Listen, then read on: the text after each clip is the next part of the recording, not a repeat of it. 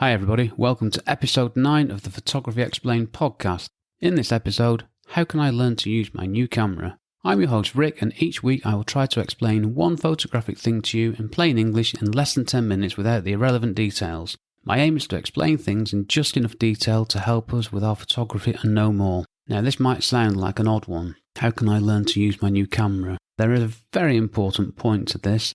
It's not necessarily a question. Well, I guess it is a question. But what I wanted to get over to you in this episode is the mistake that I have made over the years many times. And I want to share my advice with you on how you can learn to use your new camera. Or indeed, the camera that you already own if you haven't learned how to use it properly. I guess we've all been guilty of that.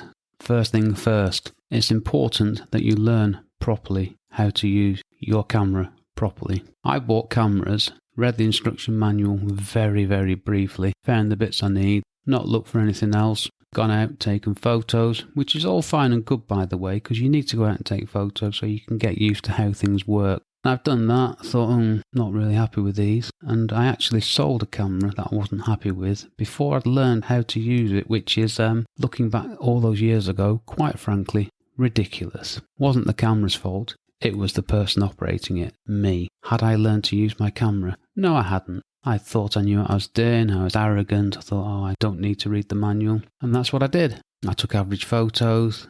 It was just ridiculous, really. So please, if you take one thing from my podcast ever, it's this. Learn how to use your camera. Learn how to use your camera slowly and properly. And that starts with the thing that the manufacturer gives you. I think we still get books with cameras these days. We probably get CDs as well, but I'm a fan of a camera manual. I haven't bought a camera now for a few years, but I've still got the manual for my Canon 6D. I think I've still got the one for my Olympus EM5 Mark II. Just looking on the shelf there, I can't see it, but it might still be in the box. Did you know I keep the boxes for everything I ever buy? Slight aside there. So read the manual. Why is this important? Because you find out what your camera can do. I sold a camera without knowing features, things that it could do, features that it had. I had a Canon 6D for quite a while before I read the manual and found that there were things on there that I needed to turn off because I didn't want them. One was, I think it was auto highlight, correct? I didn't know it was doing that. I don't want it to do that. I want to sort the exposure out myself. Read the manual in the end, and I bought a book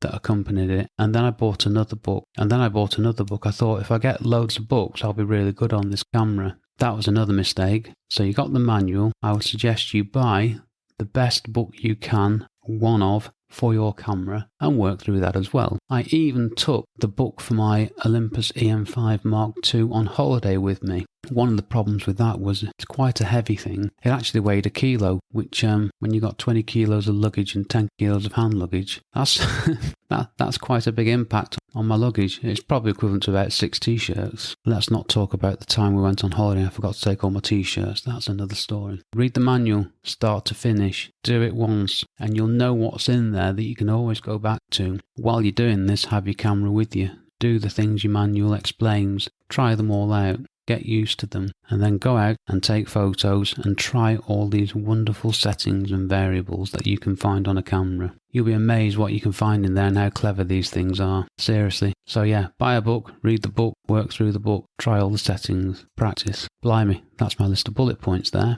I could stop now, but no, we will go on. Practice. Practicing with the things in the camera, the things in the camera manual is so important because some of the things, well, I'll talk for myself here. I can read things in the manual that don't necessarily make sense, and then when I actually do them on the camera, they make sense. I'm quite a literal visual person. I need to see the thing. If you give me directions of a place I've never seen before, I'm pretty hopeless with it. If I can see something in front of me, then I'm fine. That's how I learn. And again, give yourself some time to do it, because you will save time later on when you're sat down with whatever editing software you use, and you won't have a load of rubbish, out of focus stuff or stuff where you've just made mistakes. It's worth spending the time, and hopefully you'll find it enjoyable. So yeah, do all that, practice, go out, take the photos, try different settings. Beauty of digital photography is once you've made the investment of the camera and all the other stuff, doesn't cost you any more money to take 10 photos than to take 10,000.